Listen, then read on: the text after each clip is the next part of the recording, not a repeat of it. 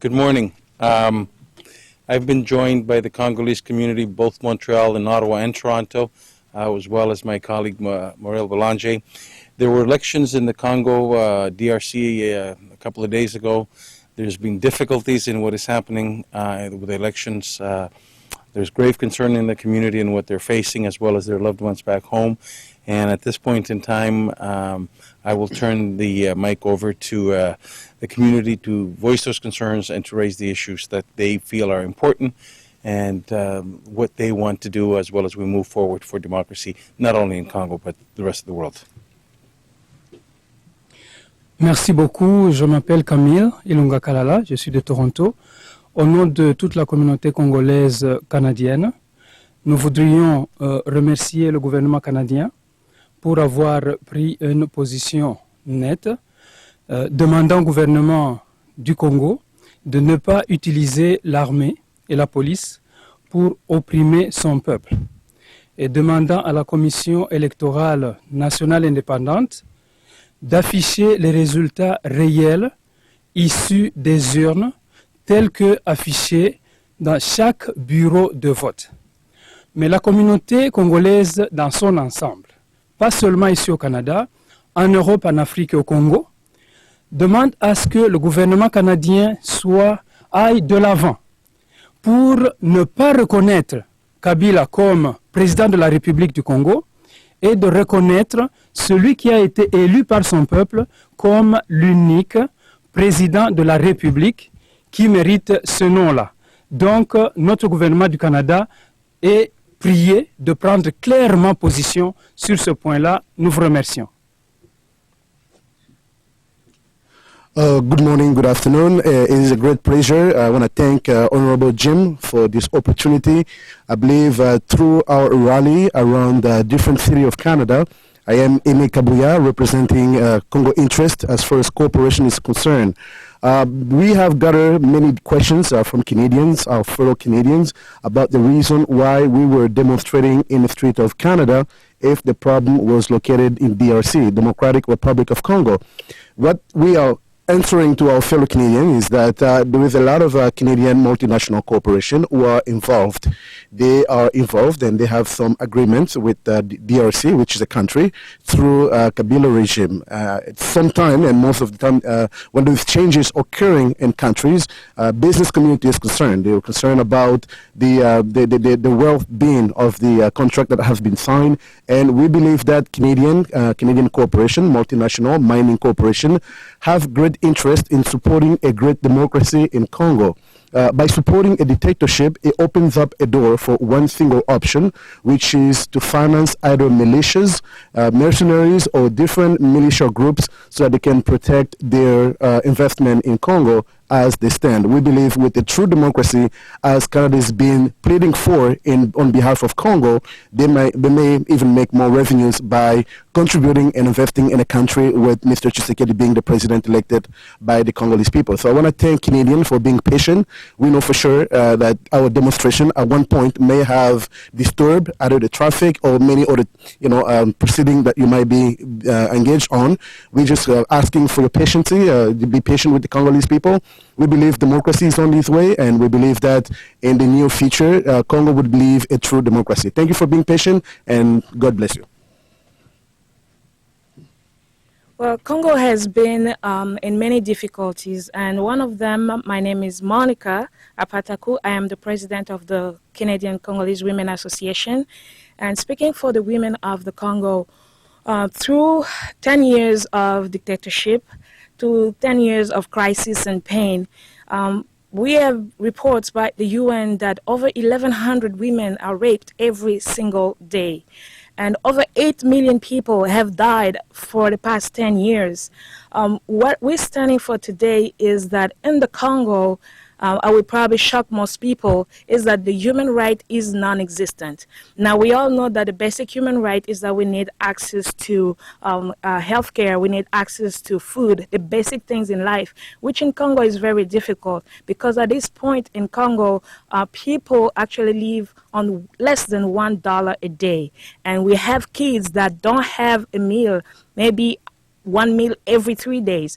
So these things are very serious. And what we're calling today is that the election has gone through and the people of Congo have expressed themselves and their human right, their vote has been stolen from them. So we're asking Canada, the United Nations, United States, we're asking the European community, we're asking the international community and the European Union to stand with the people of Congo and bring back democracy to Congo. Now, we have with us here a widow of the late Chebeya, who was a human rights activist that was assassinated by the government in place. So she will tell you in few words what has happened to her. Merci beaucoup. C'est l'épouse de M. Floribert Chebeya de la Voix des Sans-Voix pour les droits de l'homme qui a été assassiné le 1er juin 2010 à Kinshasa par la police de la RDC. Si je suis là, c'est un cri de détresse. Je suis là pour que je puisse demander à l'opinion internationale, précisément au Canada, de m'aider parce que mon mari a été assassiné. Jusqu'à présent, la justice tarde de nous rendre la justice pour mon mari. C'est pour cela que je suis là. C'est un cri de détresse. S'il vous plaît, aidez-moi avec mes enfants pour que la justice soit rendue. Je vous en prie, ayez un cœur, un bon cœur pour que vous puissiez m'aider, juste pour que je puisse avoir la justice. Et moi, j'étais deux fois touchée parce qu'il y a aussi mon frère qui était assassiné ensemble avec mon mari, Fidel Bazana, mon frère. Et je vous prie de faire tout pour que la justice nous soit rendue. S'il vous plaît, aidez-moi. C'est un cri de détresse, s'il vous plaît. Merci, je vous en prie.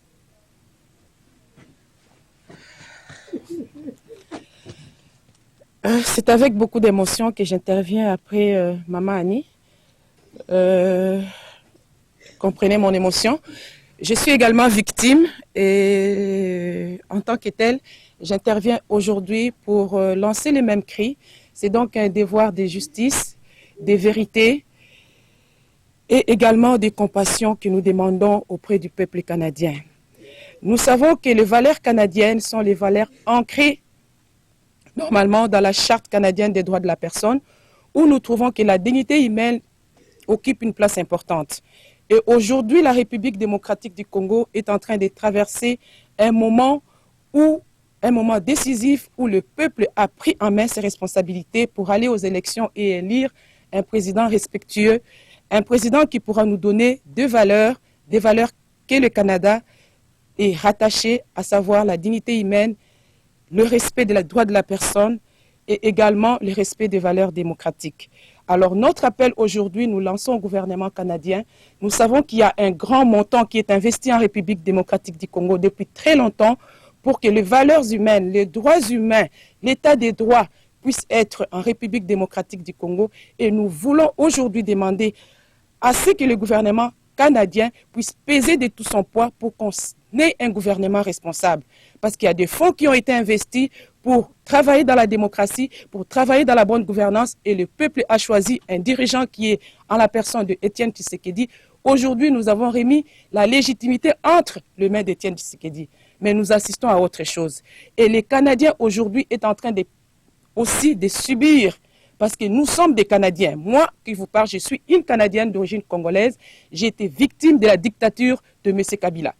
J'ai été arrêtée pour mon travail de défense des droits de l'homme. Je suis défenseur des droits humains en République démocratique du Congo et je suis aujourd'hui retourné au Canada grâce à la pression canadienne. Et la pression canadienne doit continuer parce que nous avons investi beaucoup d'argent. Les contribuables canadiens ont donné beaucoup d'argent pour l'état des droits en République démocratique du Congo. Et c'est seulement quand il y aura un état des droits que nous pourrons tirer les bénéfices de ce que nous avons investi en République démocratique du Congo. Et nous devons faire tout pour avoir la confiance du peuple congolais. Et si le Canada ne réagit pas en ce moment, je ne sais pas ce qui pourra arriver. Et nous allons subir les conséquences de tout ce que nous avons investi en République démocratique du Congo. Et c'est l'argent des Canadiens. Merci beaucoup. Merci, tout a été déjà dit. Moi, c'est Désiré Kiloloa. Je représente une organisation non gouvernementale appelée Congo Yetu Initiative. Nous supportons les femmes violées au Congo, à Goma. Ce que je voulais dire, c'est que il est temps que le Canada vraiment puisse prendre le leadership au Congo au travers des élections qui ont été observées. Nous voulons vraiment que la voix puisse être élevée et que le Canada puisse influencer la communauté internationale. Nous n'avons pas assez et c'est assez. Nous sommes vraiment au bout. Nous avons souffert et nous continuons à souffrir. Il y a des millions de femmes qui ont été violées, comme mon collègue l'a dit. Il y a des hommes, des enfants qui sont aujourd'hui dans les conséquences de tous ces conflits. Et tout ça, c'est par ce régime qui est en place. Et c'est l'occasion que la population s'est manifestée à choisir le leader qui puisse conduire le pays à un bout, à une influence que ça amènera le Congo à un pays démocratique. Merci beaucoup. Bonjour, mon nom c'est Dimitri Brouilla, je suis le président et le fondateur de ce média qu'on appelle Sans Façon Planète. Et depuis le commencement des élections au Congo, nous sommes en train d'assurer la couverture médiatique par rapport à ce qui se passe sur le terrain. Et depuis le commencement jusqu'à maintenant, l'une des choses qu'on a reçues comme témoignage consistant de la part des électeurs qui sont sur place, non seulement à Kinshasa, mais dans les provinces, c'est que la personne qui a été élue où le choix du peuple n'est pas la personne qu'on a vue aujourd'hui comme étant M. Joseph Kabila. C'est plutôt d'autres personnes que le peuple a voté et nous appelons simplement que la communauté internationale et principalement le Canada, où nous sommes ici aujourd'hui établis, nous lançons un appel à eux afin qu'ils puissent s'investir parce que justement il y a une violation tragique de la volonté du peuple qui n'a pas été respectée. Et aujourd'hui, au moment où nous parlons, même la capacité de parler avec les médias qui sont sur place, elle est vraiment en péril parce que aujourd'hui, là, nous parlons, la capacité d'envoyer des textos ou bien des SMS au niveau de Kinshasa, ça a été bloqué. Donc, les journalistes n'ont pas la possibilité de pouvoir envoyer les messages l'un vers l'autre. Et même nous qui sommes ici au Canada, on n'a pas la capacité de recevoir les messages de ces médias qui sont sur place. La seule manière pour moi de recevoir l'information en live, en direct, tous les jours, c'est grâce à une compagnie canadienne qui a fourni justement ce service qu'on appelle BBM. Sans cela, cela n'a pas été possible. Donc, tout ça pour vous dire, c'est qu'on a besoin que le Canada puisse continuer de s'investir dans ce processus sans lequel la démocratie au Congo est vraiment en péril. Un grand merci et au revoir. Mon nom est Maurice Bélanger, je suis député d'Ottawa-Vanier et coprésident de l'Association parlementaire Canada-Afrique. Vendredi, j'ai soulevé cette question en Chambre et j'ai demandé si le gouvernement ajouterait sa voix à celle des nombreux autres intervenants internationaux, demandant que les résultats des élections soient affichés, soient rendus publics par la Commission électorale, bureau de scrutin par bureau de scrutin. Il y a eu au-delà de 63 000 bureaux de scrutin en République démocratique du Congo, où 18 millions de Congolais et de Congolaises ont voté. Et la réglementation de cette commission électorale exige que les résultats soient affichés bureau de scrutin par bureau de scrutin de façon à pouvoir vérifier. Parce qu'à la fin de chaque journée, à la fin du jour, chaque bureau de scrutin a fait un décompte et affiché ses résultats à l'extérieur, signés par le secrétaire du scrutin. Et on ne peut pas vérifier la légitimité des résultats qui sont présentement rendus publics par la commission électorale sans avoir ce compte rendu bureau de scrutin par bureau de scrutin. Alors, j'ai trois messages essentiellement. Le premier, c'est que le Canada continue d'ajouter sa voix, peut-être celle de l'Union africaine et des Nations unies, pour voir est-ce qu'il y ait un recomptage légitime et que les résultats bureau de scrutin par bureau de scrutin soient rendus publics. Deuxièmement, que jusqu'à ce que ces résultats soient connus, que les gouvernements se retiennent de reconnaître la validité du processus comme c'est là et protègent les autres candidats à la présidence. Et troisièmement, que ce décompte se fasse également pour les législatives. Parce qu'effectivement, le scrutin n'était pas seulement qu'un scrutin présidentiel, mais législatif. Et les représentants, vous savez, je suis parlementaire, alors je comprends l'importance d'un système législatif et des représentants de chaque circonscription. Alors, il faudra s'assurer également que ce décompte soit légitime et fait de façon transparente et ouverte à tous. In a nutshell, my name is Maurice Bélanger. I'm a member of Parliament for Ottawa-Vanier and the co-chair of the Canada-Africa Parliamentary Association. I want I raised this matter in the House on Friday, and the Minister